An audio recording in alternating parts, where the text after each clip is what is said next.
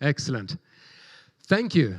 And welcome to this session that is about the outdoor industry, the most important climate and solution provider for globally sustainable solutions.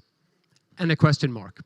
But this really brings together, for those of you who have been here during the time, this is about the narrative that is positive for the future. This is about a sector that provides solutions more than it has problems. So we're really excited to invite these people from different parts of this outdoor industry that we see are really fundamental for a truly global sustainable development. And I'd like to just hand over to Masamba to say first few words before we dive into this session.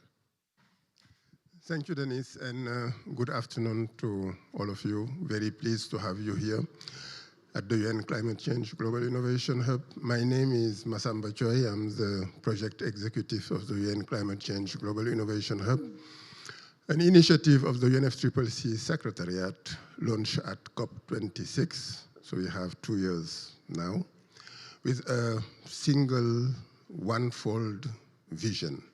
How can we mobilize innovation to serve the many people and the planet?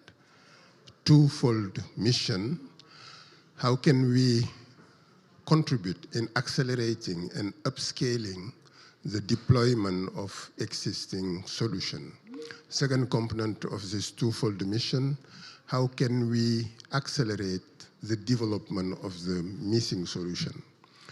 And we have a threefold core value articulated around 3 key principles: caring, sharing, and daring. Caring because we consider that we cannot contribute to climate and sustainability innovation if we do not genuinely care for the needs and the well-being of the many people and the planet. And the good news is, if you have this human-centered innovation approach, you expand the space for innovation, and you can actually accept the most transformative type of innovation. It's just no more incremental innovation like it takes place in the industry or the sector, but you can actually access the more transformative one.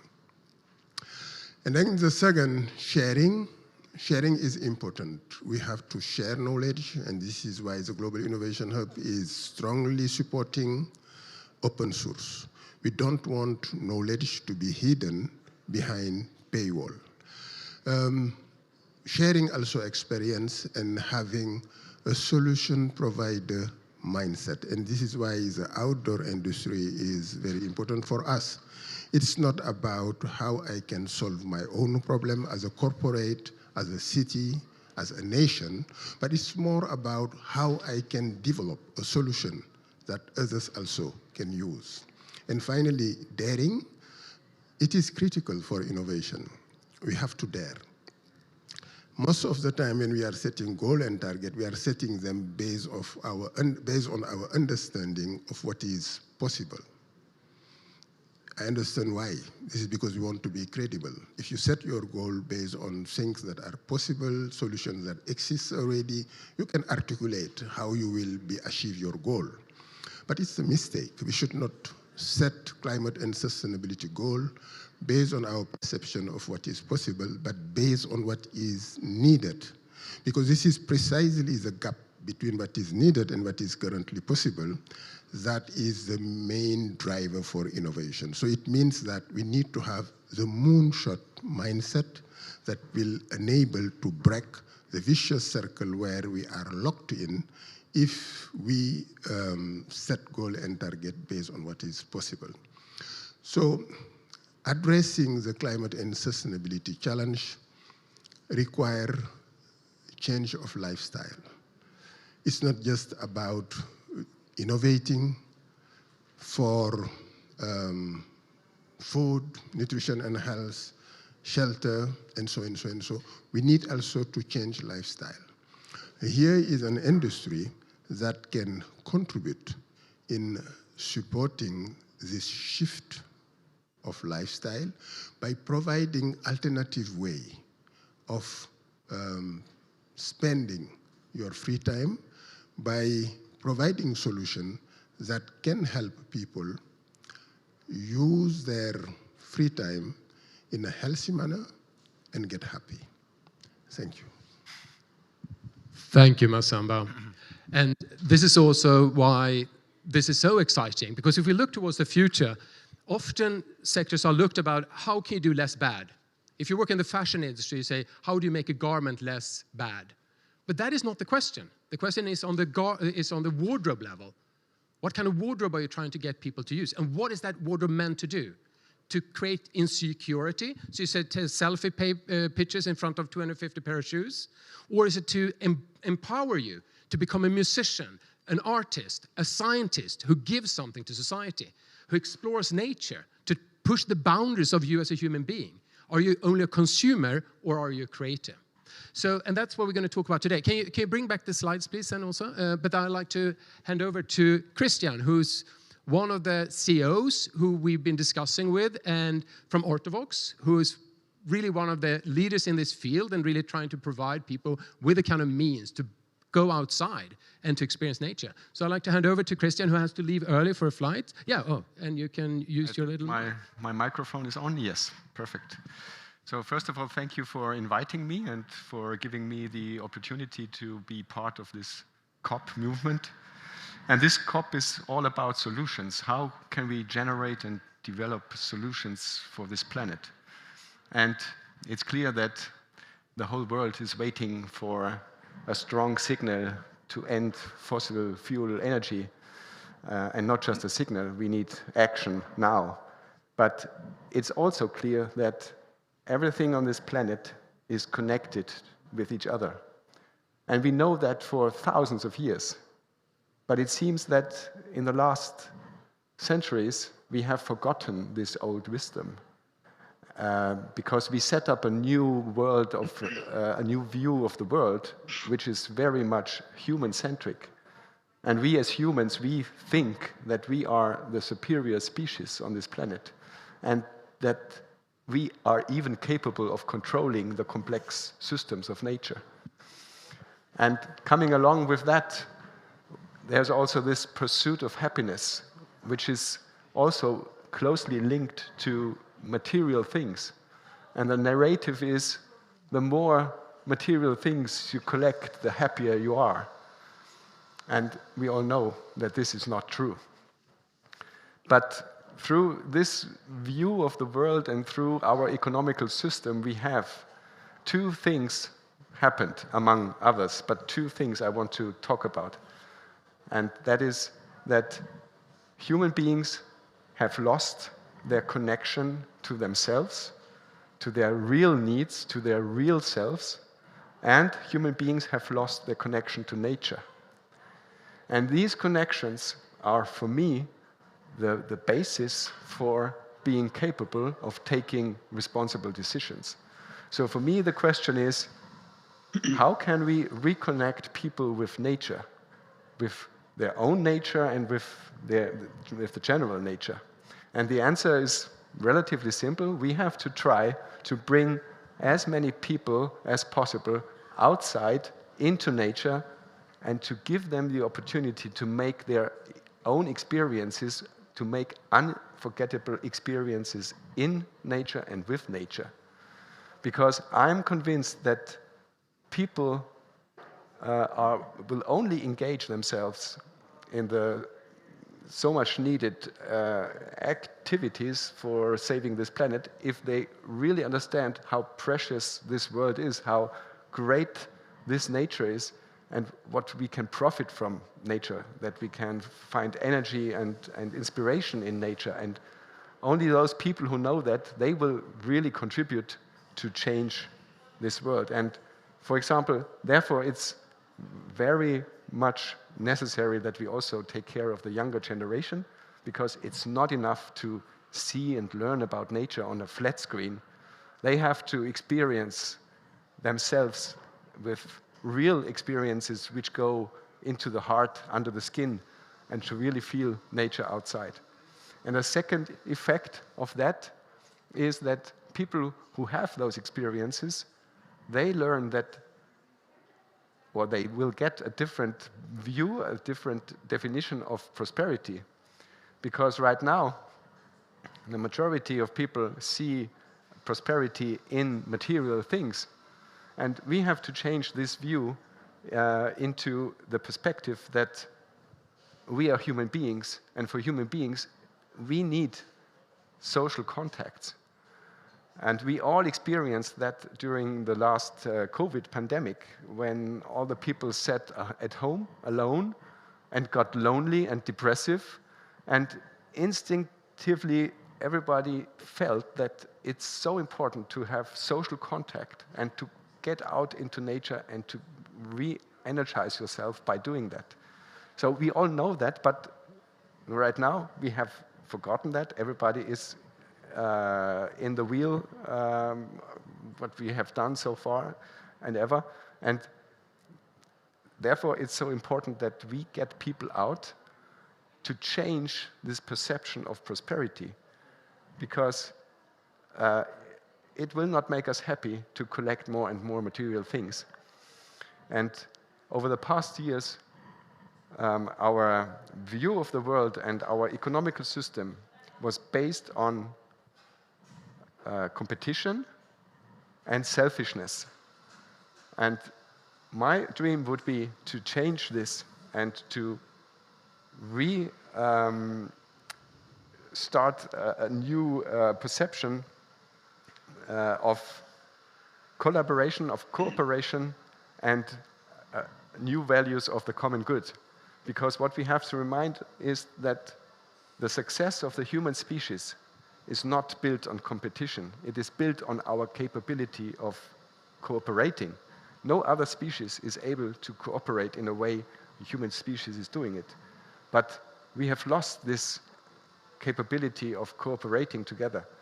And that should be the focus for a better future, built on cooperation and on common goods.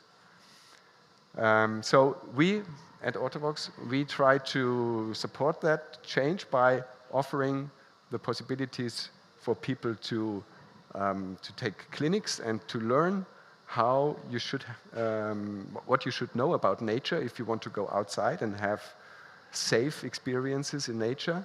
You can learn how to climb, you can learn how to ski and so on, but also you will get information about how you should behave outside in nature to have a minimal footprint, a minimal CO2 footprint and a minimal waste footprint. So, and there are many other initiatives doing that, but this is still on a very, very little scale.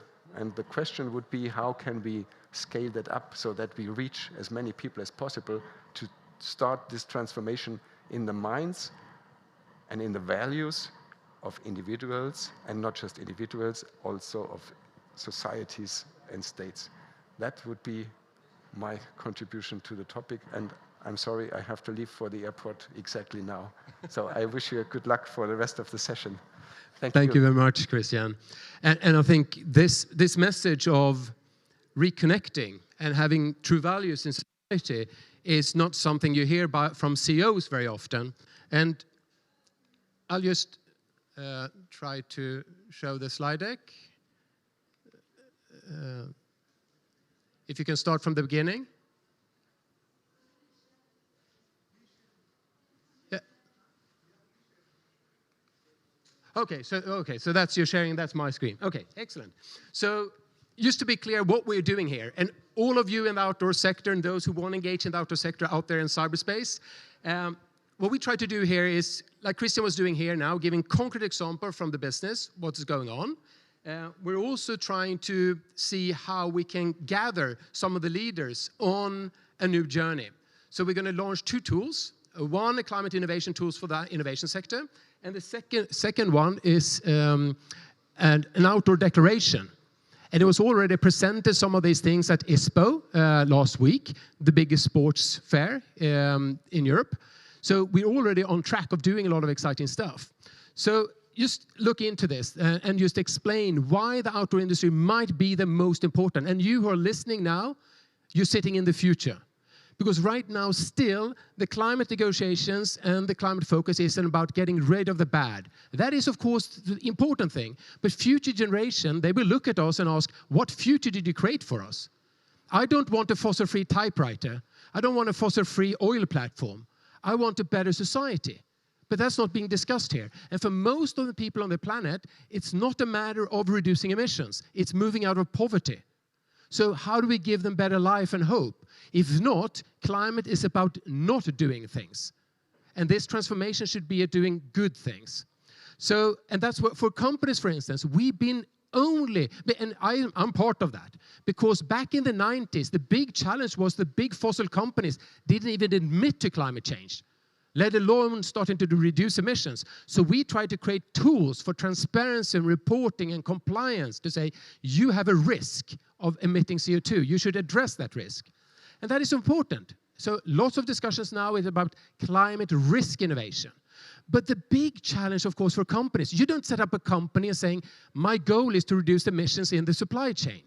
You set up a company because you want to give something to society. Some people give good things, some people give bad things. But that is what should be discussed. How are you giving and delivering on human needs in a sustainable way? So that's what we're trying to look at here with climate solution innovation. And that's where we see the outdoor industry being such an important stakeholder. And for that, we need, and this is, I want everyone to remember this. Any company, any city, anyone you talk about, when climate, you need to think in 4 steps. You need to think about the product. For the outdoor industry, that's the shoes, the trousers, the hoodie, etc. But that is not really the important thing. The question is, how are you affecting the wardrobe? Are you making people's, the last 15 years, we have been fooled into having twice the size of the wardrobe that lasts half as long. Why is that not being discussed?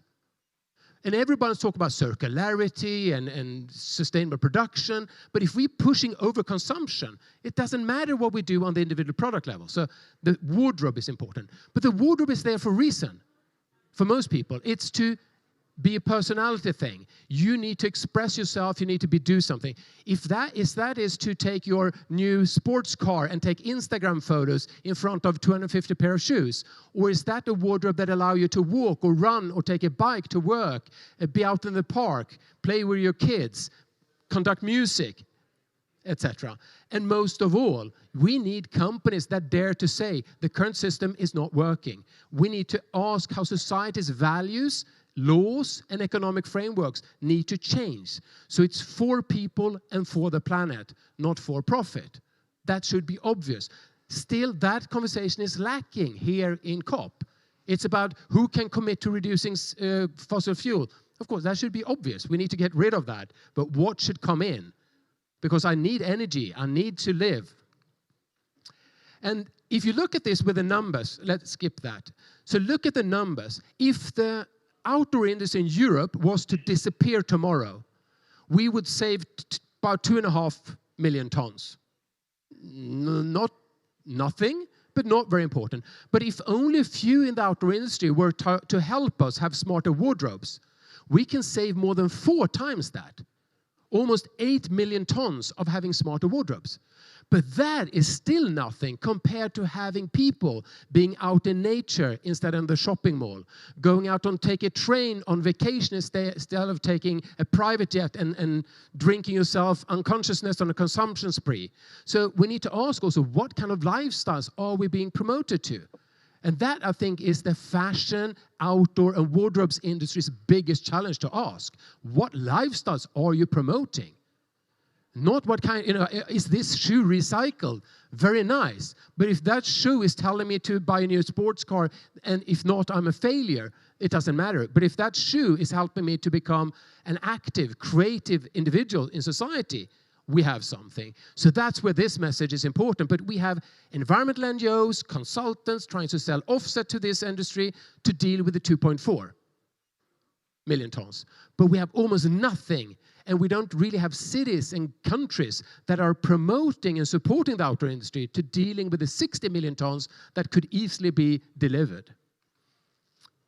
So what's going to happen here now is we have this outdoor solution declaration that we have some amazing people behind, like ISPO and the European Outdoor Group and others who will speak later here, that really together with UNFCCC and us are going to try to say, how do we push and launch this solution agenda?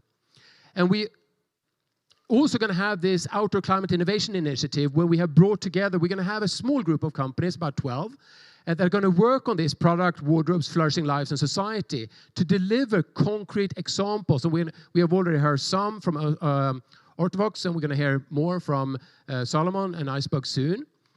And also we're launching this Outdoor Climate Innovation Guide to help people say it's not just about improving your products. You need to look at the wardrobe, you need to look at the lifestyles. That's where the innovation is.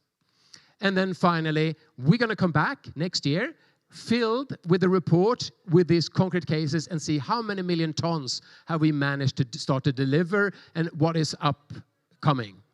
So with that said, I would like to hand over to David Ekelund, who is the co-founder and co-CEO of Icebug. Without Icebug, we wouldn't be here today. One of the first CEOs who said, this makes sense to me. Why haven't anyone said this to me? This is what I want to do. So over to you, David. I hope.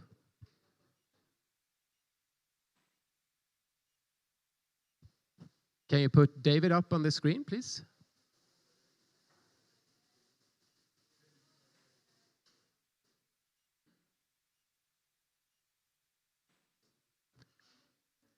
Are you on mute, David, or? No, I'm here. Okay. I'm here. Should I start sharing? Excellent. Now you're up on this big screen. Perfect. So you see me sharing now? Yes. Excellent. So we started working with Mission Innovation, the team that Dennis has during spring. And this has been mind-stretching and really unlocking new dimensions for us. Going from thinking about individual products and individual company footprint to trying to grasp the impact we have on systems level. It has been very exciting and also productive, because this has meant rethinking our business and thinking of it as a solution provider, making us see what is, familiar and what you don't really always see very clearly in a new light. And this sparked strategy work and made us drill much deeper into what is the core of our business model and the business targets, to really fortify that these are aligned with our compass and that doing work that's good for Icebug will also eventually be good for the world. So as you can see, what we started with, our vision is up there, and that's really quite close to Mission Innovation. But how do we do that? So our refined business target is around increasing number of uses. And we still make footwear, because if we increase number of uses, that means that we get more people out more, and that those will be needing less products to get out.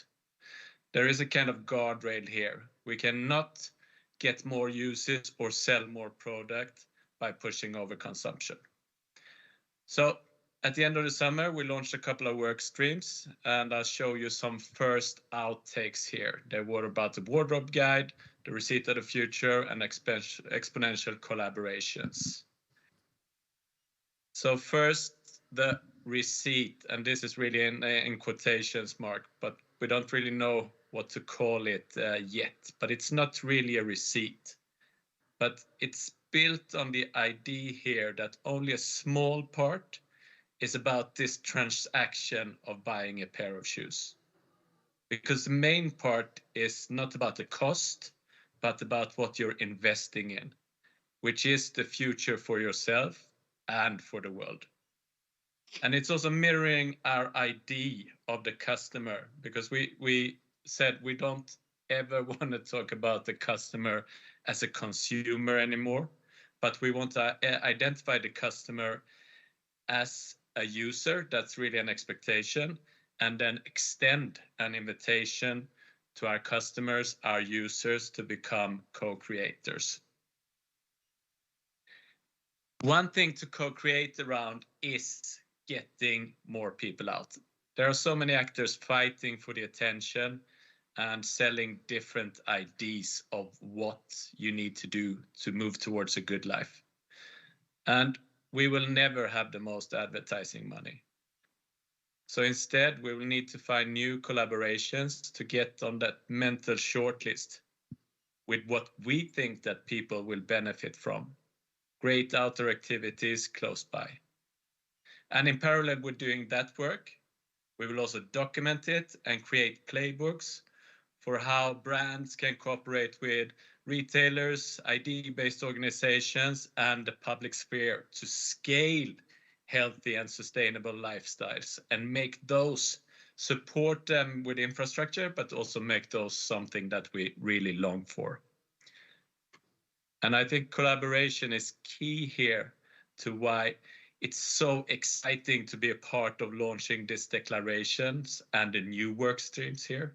Because one thing that we are really good at in the outdoor sector is collaboration. And now we can extend that really to far beyond the usual suspects and those that we normally collaborate with. Because the space here we're talking about, the outdoor, it literally is so big that there is much space left for more to do activities there than those of us who are already here.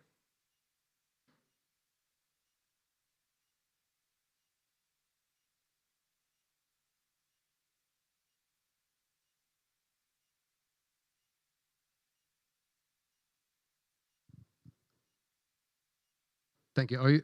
Are you done? Yes. Thank you. That was my end. Fantastic, David. And I think it's so hard to see how radically different this kind of thinking is from the outside and really start to see the passion of what's happening inside. And I've been struck by working with so many people in the outdoor sector, and Marie-Loire, who's going to come up next, and we were just discussing on all this sort of empowerment and allowing people to do so many things and being inclusive. And I think Salomon has done so many exciting things. I'd like to hand over to you now, Marie-Loire, and explain a bit about your work and the fantastic initiatives you already have underway and what you have done to have this more inclusive and sustainable lifestyles. Yes, thank you very much, Dennis. So first of all, thanks a lot to the UNFCCC Innovation Hub, Mission Initiative Innovation, and also David and you, Dennis, for creating this momentum. I think it's a very important moment for the outdoor industry, and I'm really incredibly grateful on behalf of Salomon for the outdoor federations here also for creating this momentum through the Doha Declaration and also through the Outdoor Climate Innovation Tool, which we fully support. So here I'd like to share very concrete insights about why we wanted to contribute to this huge project at Salomon, and also what experiences we had with our innovation and communities that could be shared in the future in these global efforts. So this is what you were mentioning, that is there is a real space that we can make the outdoor and physical activity accessible to all, and then have this by rebound effect, this change on the global society. A little bit of who we are at Salomon. So we are a global mountain sports company. We were created in 1947 in the French Alps, and we create a series of gear about footwear, apparel, winter sports equipment. And the idea we have, our purpose, as we can say it, we redefined it 2 years ago, is to transform outdoor sports experiences and really enable this deeper connection with nature, allowing people to unleash the best version of themselves so that they can really impact positively the world. And that's been at the heart of our new sustainability strategy, which we are developing in the coming years to do our regenerative transformation by 2030. So we want to shift from a conventional business to this highly responsible business, and then contribute to the broader outdoor responsibility. And our belief is what I said. We really believe that nature is what makes us better people, and that better people can create change. And that's the motto of our action. This is driving our regenerative transformation. And we want to drive the industry forward with one big thing about aligning or reconciling responsibility and performance. That's one thing that's core to the products that we make to go in the outdoors. We want to be pushing for more inclusive participation, and also one important thing is that because we are so deeply connected to our sports, the sports that we support, we want to be acting for the future of sports, empowering people who are doing sports. This is what we do, and then I'd like to share a little bit more concrete insight about the work we've been doing and that can really contribute to this global outdoor responsibility. So one thing is that, and words are very important, we talk about consumers in the fast fashion and global in the consumer goods world, but this is really about users, practitioners, outdoor lovers. And we are making durable products, trying to make them repairable, create emotional durability, so that people focus on the outdoor experience. And it's actually what people do when they buy an outdoor gear. They focus on this experience and not only on the products. And we do have these assets in the outdoor industry that we need to leverage to build this more responsible world. An example that we've developed is about the fully recyclable running shoe line, which is called Index in Salomon. We've developed 3 different series of them. And that's a specific shoe, high performance running shoe that can actually be turned into ski boots at the end of its life. So the bottom unit of the shoe, the sole, is in TPU, a material that we use to do the ski boot. And it's for us an inspiring concept because it's created circularity in closed loop in the product, kind of pushing the people from I can go doing running, but I can do multiple activities and I can do ski boots, but also preserving the integrity of the materials and really lowering the carbon impact of the use of the products. And this case for circularity, we're still exploring, but we feel there is a huge potential to connect it to this global work about climate impact of outdoors, and trying to find the best way to engage the users into this circularity. The other thing is about multifunctionality. So we talk about that before. This is highly important into creating sustainable world. We do have a growing range in our range of products, which is about sports style, and that shoes that are used in the urban environment, and it's key to us to really preserve the technicality of it so that people can really use it in any kind of places and move from the urban world into the mountain world or the nature world and get connected to the nature and see how much we can do to preserve it. And the last part I wanted to share, and in what you said, Denis, is about inclusivity and this notion of trail resilience. Beyond the products, beyond circularity of the products, of the business and the wardrobe, there is this whole notion about how the outdoor experience can transform people. And at Salomon, concretely, what we've done, and these are really baby steps, but we see so much energy from it, feedback we got from people, experiencing it. We feel there is so much energy and potential to bring this whole outdoor solution provider project to the whole level that I'd like to share it today, and we really want to develop it. So the first thing is that we've been engaged in a project with a startup called Hopper, which has developed a running blade for trail running, and it's done out of carbon waste from Airbus. And this blade, we've developed it with the athletes, with Airbus, with the startups, so that is highly performant and can allow people to go from road running to actually go into the outdoors with a blade and run. When you are amputee, this is something you could never imagine, and that's the feedback we got. And that's very interesting to see how people transform in a way that they can actually inspire other people to go in the outside and adopt a completely different lifestyle. And to give a very concrete example, we had one of the lead athletes in this para team, Boris, who had to go to court because he wanted to have his blade reimbursed. And this blade is not very expensive. All in all, it's about 2,000 euros, which is a big amount of money, but it's nothing compared to what he would cost to the society if he was just staying on his couch and getting disease, depression, diabetes, and not being able into the outdoors. And he had to really fight for that and to show that beyond the gain of money that the society could get and put the money to do something else, transition, for example, just to show that there is so much empowerment to be in the outdoors. and it has such a transformative power.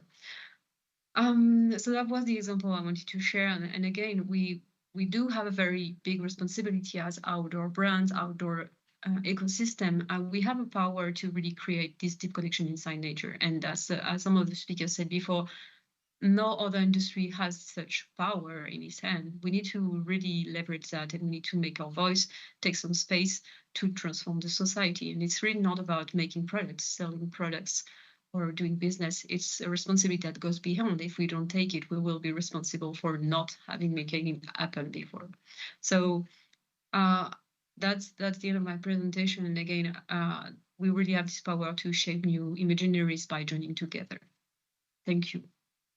Thank you so much. And for me, it's been such a journey to meet so many companies. And these are 3 leading companies, but we've had Vauder, Houdini, Intersport, so many others also. And what I was even more impressed with was anyone who's been working with climate change for a while know that business associations are usually the worst. They turn to protect the laggards. But in this field, we really had some amazing, like the European Outdoor Group, for instance, that are really in the lead of this. So I'd like to invite Arne to present a little bit, because without him, we would probably not be here either, because we really started this conversation also at the the European Outdoor Group and the summit a few months ago. Arne, the floor is yours. Dennis, thank you very much. Thank you very much for the initial announcement here, and thanks for having me. Thanks for the invitation. Is that okay? Can you all see my shared screen? Yes. Because I have to agree with Dennis. An industry association. What the hell is an industry association doing here? There's a plain reason for that. Let me just give you a quick overview of what it is that we're doing. My name is Anish Strate. I'm the General Secretary for the European Outdoor Group. And the European Outdoor Group is the industry association for all the outdoor brands and basically everyone who is doing business in the wider value chain of the outdoor sector in Europe. So not just European companies, but everyone doing business in Europe. Now, it is very important to tell you guys that we are not an external service provider that found a smart business idea to then, group some outdoor companies around them. We were founded by, at the time, 19 of the largest outdoor companies in the market, who all realized that there was a very, very common and very, very fundamental need for all of them, between all of them. And that is, they all needed a neutral platform to work together on these bigger and overarching challenges that everybody's facing right now and that nobody can help to solve alone.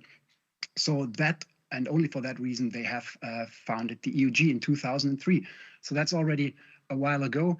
I told you that we are not the regular industry association that you might think, somebody who is sort of trying to slow progress, trying to slow the change down, watering things down. We are actually in favor of progressive legislation. We believe it levels the playing field for all the companies out there. And then, of course, in case of the EUG and the outdoor sector, we have a special sort of advance in trust from our consumers who demand and who expect for us to do things right. The things that we cannot do right yet, we must get on the way to do right. And I'll be very, very open about this. We are part of the problem. We are a manufacturing sector that has a negative impact on the overall planet. But our goal is to get to a point where we can demonstrate that the overall feedback that we are, the overall footprint that we are leaving on the planet is a positive one. That sounds great. That sounds great. If only it were so easy to do. Which, of course, it is not, especially when you are talking about supply chains that go all across the globe. And that sometimes, when you go through the different tiers, it makes it very, very difficult to address some of the things that need addressing and to make some of the changes that need to be made. I'll give you a quick overview in the next slide just about some of our members before I'll go into some of the more detailed stuff that I have brought with me. So I said the wider value chain of the outdoor sector. That's crucial and it's very fundamental, and super, super important, because as outdoor brands, even if we take our colleagues from outdoor retail into the boat with us, we are not going to be able to make the changes that are required right now. So the EUG membership is everybody who can demonstrate that they play a role in the value chain of the outdoor sector in Europe. So if you look at those brands back there and at those organizations back there, you can see a lot of them. And the main point of this is that we need everyone who is part of the problem around the table in order to be able to address the big changes and to action those big changes that we need. Now, going on, moving forward, this is not something that we have invented. It has been there for thousands of years. Imagine when the first person sort of made clothing from a mammoth pelt to protect themselves from the environment and from the cold. So that was the beginning of the outdoor sector. Now, it sounds a bit funny, but let me just explain what you are seeing here. It is our fundamental belief, and not just a belief, it's really a fact, that these three pillars that I'm presenting you here is what the outdoor sector needs in order to be thriving and to be doing well in the future. And by the way, the chronological order here is slightly wrong. So it starts with intact nature. It's then activities, or people, citizens who are active, who go outdoors. And last but not least, there's the outdoor sector. From us, it is expected to do our business responsibly. If nature falls away, that's it for our sector. If activity continues to drop, as it is unfortunately already right now, again, very, very treacherous times for our sector. And last but not least, if we don't do our business responsibly, that's what I mentioned earlier when I said the trust, advance in trust from the consumer. If we don't do our business responsibly, then we're also out of this equation. Now, that's a lot of swell talk and a lot of nice words, but we have also put some action behind this, of course. So a long time ago, we helped found EOCA, the European Outdoor Conservation Association, with one task, and that is keep the wild places in touch, keep the wild places intact. Those wild places that we need to play our sports, to find our well-being, and to be out there and to just connect with nature, what David was mentioning earlier already, and Christian as well. Now, secondly, we have activity. Everybody, should be able to experience the great outdoors. To help with that, to get Europe active outdoors, we helped found the It's Great Out There Coalition. So you have, as I said, intact nature, active citizens, responsible business. These three pillars, we believe, are the foundation of what our sector does. And since I'm here on behalf of the EUG, I just wanted to talk to you a little bit more about the actual work that we're doing. So this is roughly the bigger setup, the bigger superstructure that you're looking at. And then some of the business and some of the work that we are doing is in events, for example, trade shows. It is also in market research. It is in CSR and sustainability. And this is, of course, the main point here. We'll also do the connection to the European Commission in Brussels for the trade, by the way. CSR, and under that, everything falls in terms of sustainability and all these things. So we are actually right now devising mechanisms of how we can go into our own supply chain, collect money among ourselves and among our peers to go and have that impact on the supply chain that Dennis was mentioning earlier, which is not easy to do, but we need to do it. It's not just our businesses, it is also our well-being as humans on this planet. And we are well advised to make sure that we have all these things, all these boxes ticked for the future, because if one of them falls, that's it for our sector. So trust me, this is not some nice words that we're choosing to tell you, which are very, very easy to understand or anything like that. We know what's up, and we are doing the work that is required to get to a point where we can say we have ticked all these boxes. Are we there yet? No, but we're on the way.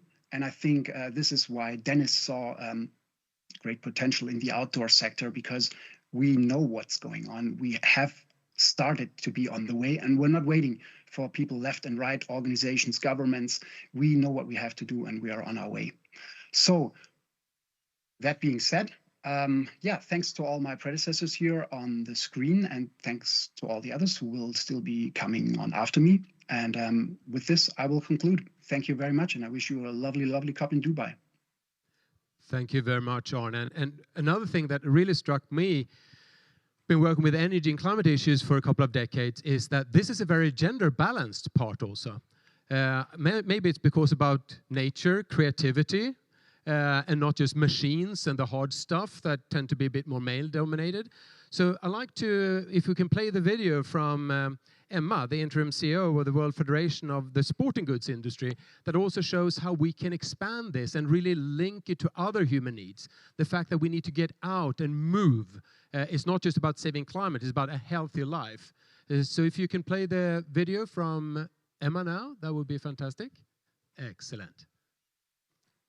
Just a star, former professional badminton player, super passionate, and we haven't had much contact, just a few weeks, and she immediately saw the potential for these synergies. She's done amazing work with the World Health Organization that she will talk about in the video, and these kind of passionate people that we need to bring to the center of the climate discussion.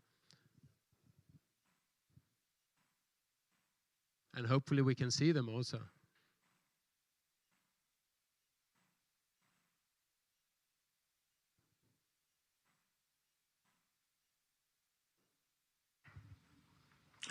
Delegates and attendees of COP28. As the interim CEO of the World Federation of the Sporting Goods Industry, or WFSGI, it's an honor to address you on the crucial topics of multi-stakeholder collaboration and physical activity, a solution provider for sustainable lifestyles. Our world is at a tipping point regarding physical inactivity. Progress towards the World Health Organization's goal of reducing inactivity by 15% by 2030 has been slow and uneven, jeopardizing our chances of improving global inactivity levels, which stand at 28% for adults and a staggering 81% for adolescents. Without change, 500 million additional people will fall into ill health by 2030, at a cost of approximately $300 billion to global healthcare systems. Global health is also inextricably linked to climate change. Rising inactivity and higher numbers of people in ill health will mean more people who are vulnerable to the impact of climate change. Urgent action is needed.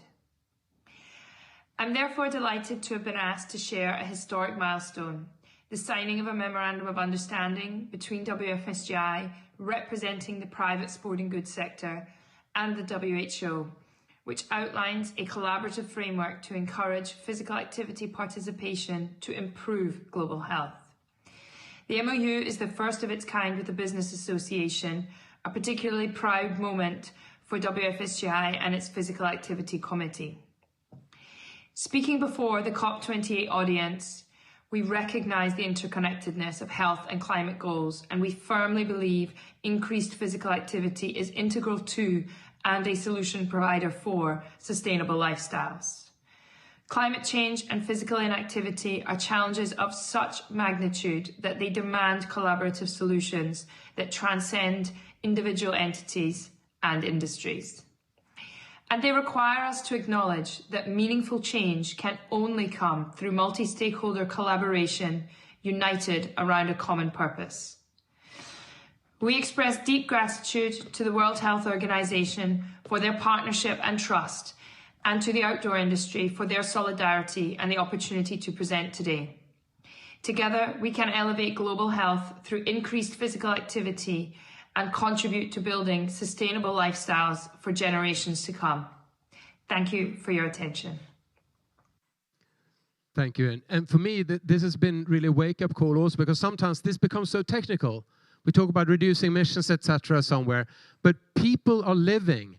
Many people are struggling with mental health, with bad health, because we are in this polluted environment, not just the environment pollutant, but also the mental pollution that turns us into these narrow consumers. But we also need this underlying infrastructure. We need to look at the future. And that's why I'm really happy to have Johan from Altered, because this is a company that is so good at so many things. It's just saving waters, energy, being better health.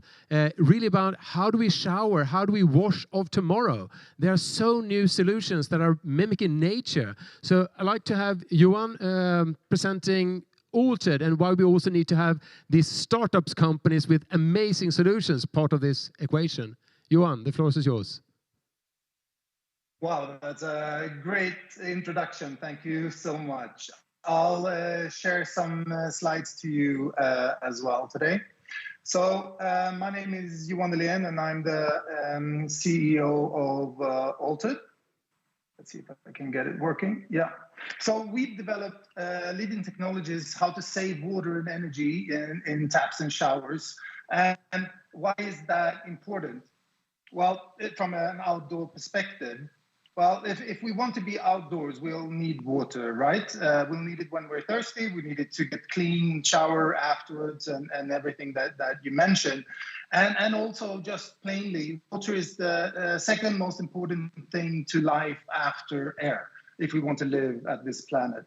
And to be honest, not going into it in depth, but state of water is not really great. So UN calculates we will have a 40% gap in demand and supply of water already by 2030. And they say that even if we have new technologies contributing with new ways of collecting water, for example, 50% of this gap will need to be solved through conservation methods.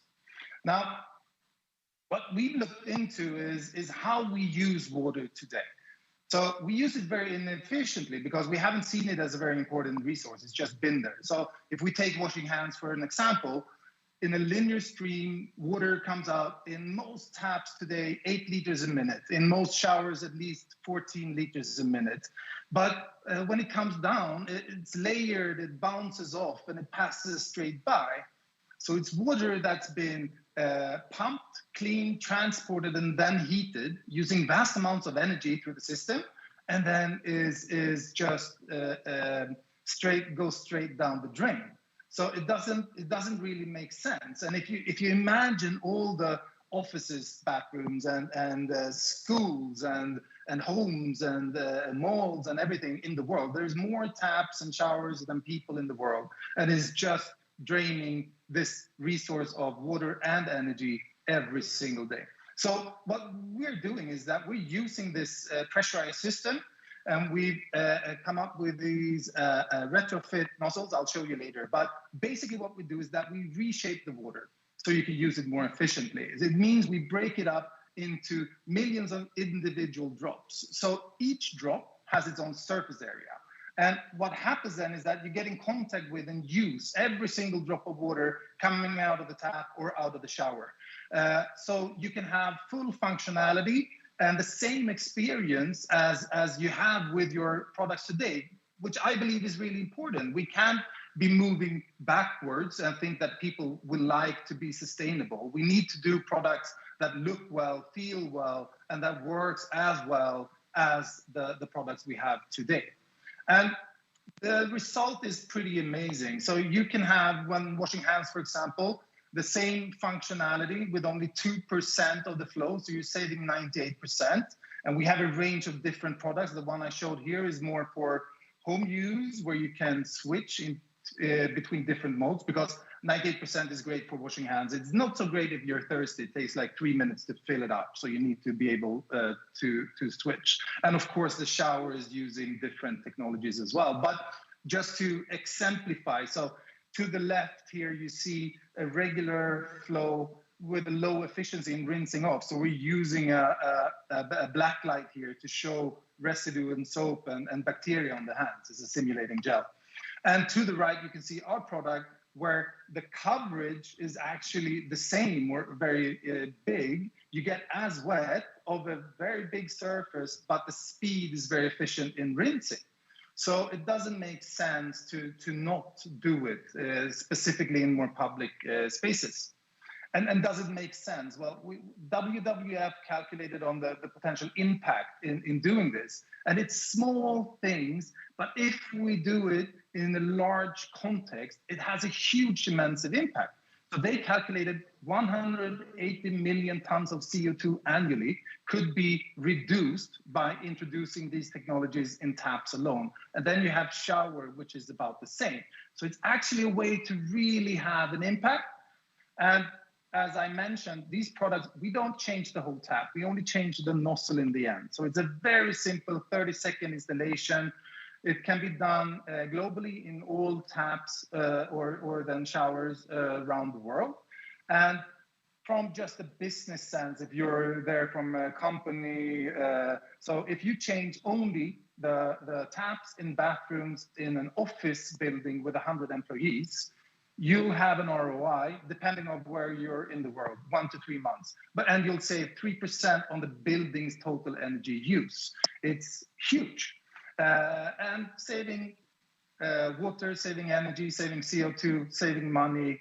I don't know why we shouldn't do it. You have the same functionality. As I mentioned, we're a startup in Stockholm right now. We have a lot of different products around for different segments. So if you're interested in this and want to know more, please feel free to contact me afterwards.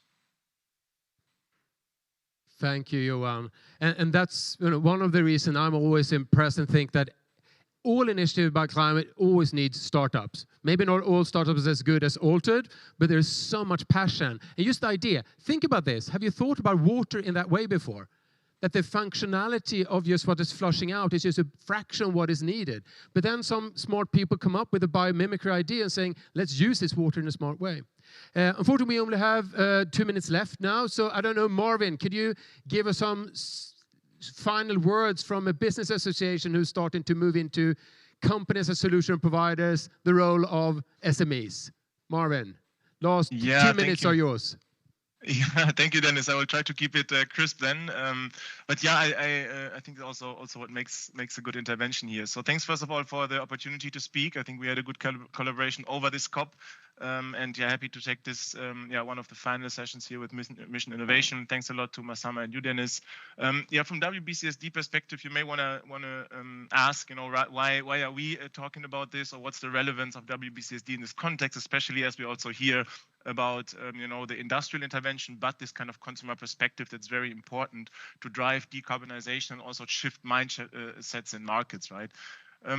What we see here is a link to the concept of avoided emission, which is a recent concept that, or it's a concept that exists for a bit, but a recent guidance that WBCSD has published on this, and which essentially focuses exactly on the use phase or application of solutions, of climate solutions, with a very large focus. While there are other areas where emission reductions can be realized, the use phase becomes very important. And this is because, as you also said before, Dennis, we're moving from an inventory perspective on climate action, right? Reducing what I've emitted last year and kind of complying with that, towards an opportunity perspective by comparing a scenario in which a climate solution would not be in place with the actual scenario in which the solution is implemented. And I think we have heard now of many amazing and inspiring solutions also here in this panel, where this kind of concept is very important to really capture the impact that these solutions can have on consumption, and also, of course, on the overall supply chain emissions,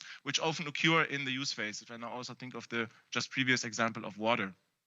So we see this very strong link to this application-oriented field of outdoor, right, where consumers come along and bottom-up dynamics in innovation systems can also be driven and navigated. It's not only, let's say, top-down policy, industry associations that make the decisions and use information to drive decarbonization, but we also need to coordinate consumption in this sense, right? That the demand and pull from the market also creates pressure on systems to transform and essentially decarbonize. So this is where this avoided emission concept comes in, this context-specific perspective, right? When you create this baseline or reference scenario, you always have to take local aspects into consideration. How do people consume? What is the energy grid mix? What's the average water usage in a household, and so on? Speaking of other areas than only emissions. So this then really allows to scale also solutions to markets where they can have the maximum impact, where the decarbonization impact can be maximized. And if you apply to other impact areas, also water usage, toxification, and others could be optimized, right? So this is essentially where we see a strong link, where we're very happy to collaborate with you, Dennis. Also take your continuous push pushes towards this strong consumption focus also in climate action.